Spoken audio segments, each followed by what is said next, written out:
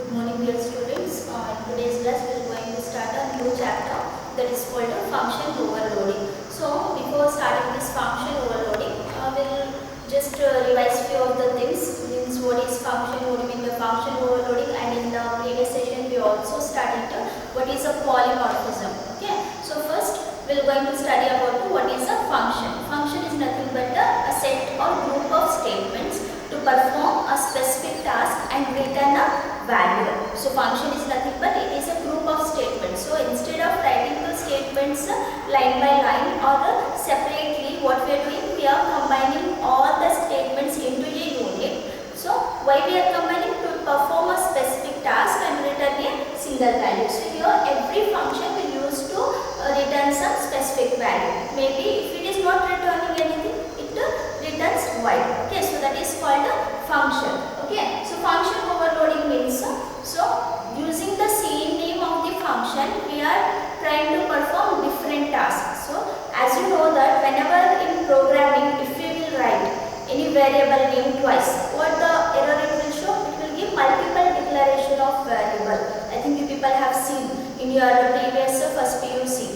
Okay, while executing the lab programs, if you are giving the same name twice, so at that time you will get an error. What's the error? So the error will be something like a multiple declaration of a variable. Means in a main function. So as you know that, so in a main function, after the main function, we are going to define the variable. Suppose if we are defining the variable a twice, so at that time it will show an error here, indicating that the multiple declaration of a variable. Means same name we have used twice. It will indicates that. Okay, before execution it won't execute. So but in case of object-oriented programming, it has been permitted that with the help of this function overloading, using the same name for the function with different arguments, we can utilize the same name to perform a different task. So as I have explained already in polymorphism. So in a polymorphism, it is nothing but poly means many, morph means taking more than different forms. Taking different forms is nothing but polymorphism. So here the polymorphism is one of the important concept of OOPS, where this allows the same name of using variable either for the function, and the same name operators can also be used here. Okay, so here in case of polymorphism, we are using function overloading and function operator overloading. So here we have two types of polymorphism. One is function overloading, another one is operator overloading. So here first we are concentrating on the function overloading. So in function overloading, using the same name and we are performing the different task. Okay, so here for example, see here sum. Here sum is the function name. Here the arguments are int and int. We are passing the two arguments of type integer. Okay, so this is one function. So as I said that whichever the word containing this bracket, it indicates that it is a function. You should remember this. Whenever this bracket will come, okay, it is nothing but that particular thing is a function. So here sum. So bracket is there, int comma int, closing of bracket. So it indicates that sum is a function and it takes the two arguments of type integer. Okay. So next another is sum float comma float. So here the name is remain the same thing. It is also sum. The name of the function is sum itself, but the argument is different. So instead of integer, so here we are adding the two floating point numbers, two decimal numbers. So this function is used to add the two decimal numbers. Okay. So let me take the third function name. So here also it will remain the sum itself, but here we are adding to two strings. Adding is nothing but here string is nothing but a sequence of characters or one word. String is a sequence of a character or a word. Okay, one word is nothing but a string. So here two strings is sum. Summation means it is going to be combined the two strings. Okay, so here in the function overloading, it is a concept of using the same name to perform a different task with a different number of arguments. Okay, so what is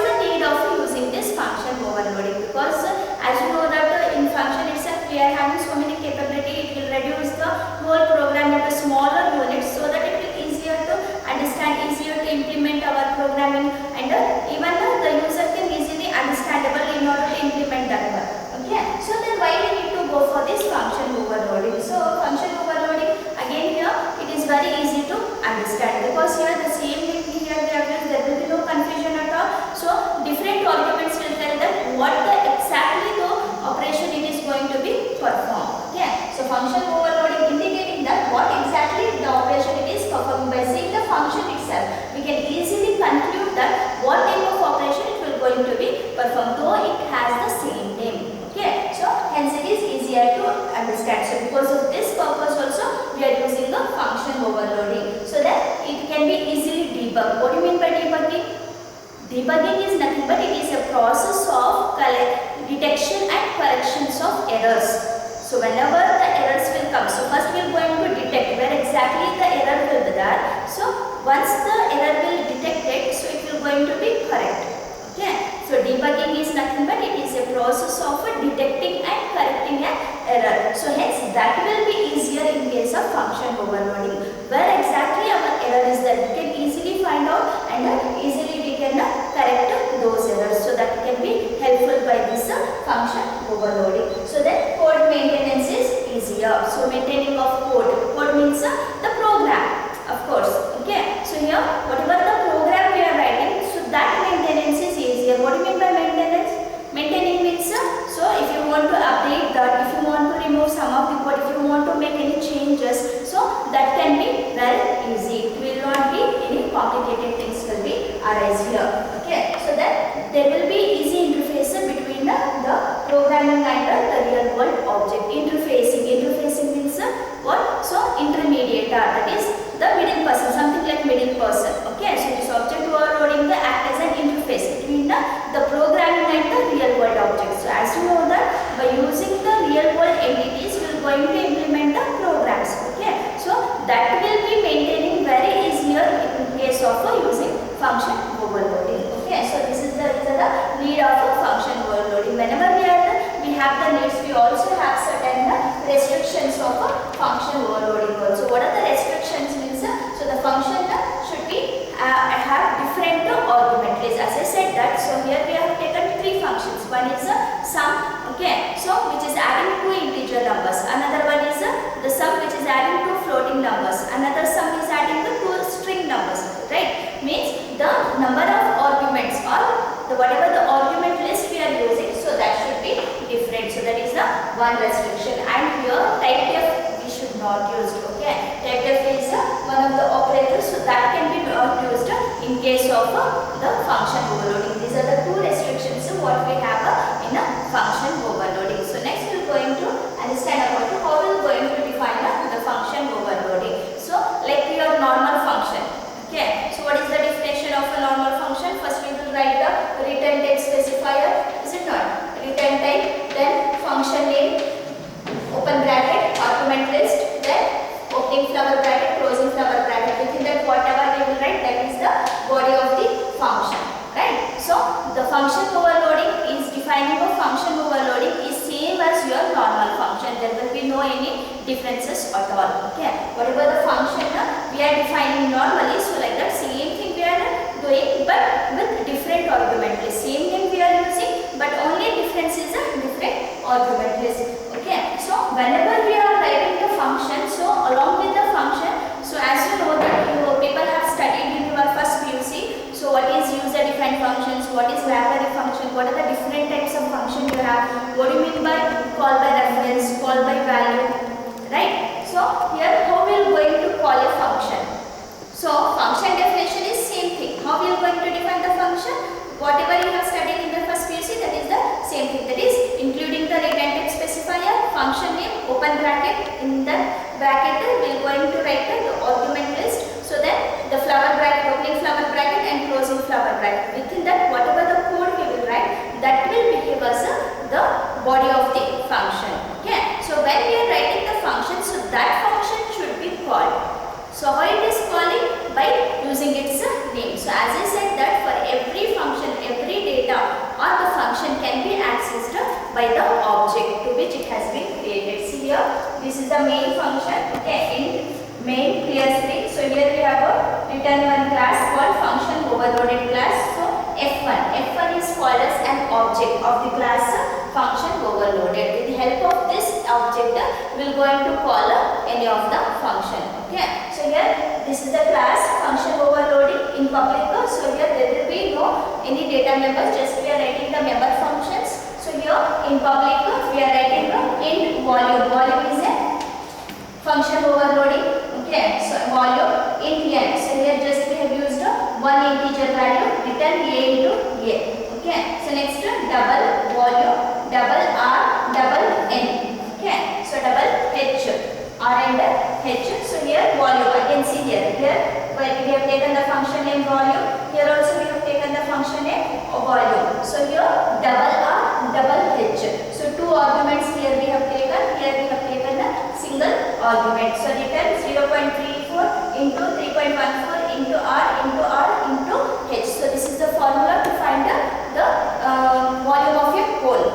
Okay, so this is the formula to find the volume of a cone. So here we are finding two volumes. Okay, one is so volume of a cone and another one is the volume of a cube. So two values we are going to find out with this program. Okay, so for that in function in class we will writing two functions, that is volume and another volume. So this will, how we are going to call these volumes. So here the function overloading, by calling it, so we are passing the argument list, we are passing the parameters. Argument list is also termed as the parameters. By with the help of parameters it can understand so which function it should go and accommodate. So come here. So here whenever I am calling, so as we know that our execution will be start from the main function, whichever the program you will write, however the length it will be. So it may be the 10 lines, it may be 100 lines, but our actual execution will be takes place from the main function. Okay, though we are writing any classes, any number of classes, though we are writing any number of function, but our actual execution will be start from the main function. So here in main is the clear screen, it will clear the whole screen. So that function overload f1 is there, it is nothing but for the class function overloading, f1 is the object created. Okay, so it will understand that f1 is the object to which the data members or the member function can be accessed. So next it will come here, see out volume of a cube. Okay, so here see here f1 dot volume. So this is the calling function. So with passing 10, we are calling a function. As soon as it will comes here, so f1 dot volume. So dot operator, as I already said that it is a member operator, so which will be linked to the function to which member it has to be accessed. So as soon as it will come here, it will go to the first volume. Why? Because here we have given only one argument, which is the function which has only one argument. So this function has only one argument. Okay, so directly this will go to this one and here it will perform in a will be assigned to 10. Volume of 10 is there in bracket, it means for a it will give 10. Okay, now the value of a is 10, it will be the 10 into 10. What is 10 into 10? It is 100. So that 100 will be written here. Volume of cube is 100. So actually volume of cube is it should be price type should become a into a into a. It will be 1000. Okay, so the answer 1000 will be given back to the function. Okay, that will be printed on the monitor. So next again it will come here. See your volume of cone f1 dot volume 2.0 comma 3.0. So here we have used double. Double is nothing but it is the double floating value or double decimal number. Okay, so for the it will be taken around 8 bytes of data can be accommodated here. So because we are writing the instead of float we are writing double. So here we have two arguments. By seeing these two arguments, this will here the whatever our control is the computer control that will move here. It will see double volume double. R value will be allotted by 2.0. H value will be allotted as 3.0. So after that it will use this formula 0.33 into 3.14 into R into H. So that will be calculated and the answer will be again it will be written back to the this statement, this cout statement, and then that cout will be printed on the monitor. So this is what calling a function. Calling a function can be done through the main function itself. Okay. So whenever we are writing the function, that function should be called. Why we need to call that function? In order to execute that. Okay. So how we are calling it? By calling its name. Okay. So by using its name, we are going to call that function through the main function. So it will go to the particular location. It will see that. It will check that how many number of arguments it has. Based on that, it will select the particular function in a answer and return back to the main function, and it will, if you are saying to display, it will display it, or if you are saying to assign to some variable, so that value will be assigned to some variable. So this is about the function overloading. So in this class we studied about what is the function overloading, what do you mean by polymorphism, what are the two types of polymorphism, what do you mean by function overloading, so then what is the need of function overloading, then what are the restrictions we have while defining the function overloading, then how we are going to define the function overloading, then calling a function, how we are going to call a overloaded function. So this we have studied in today's session. So in the next session we are going to study about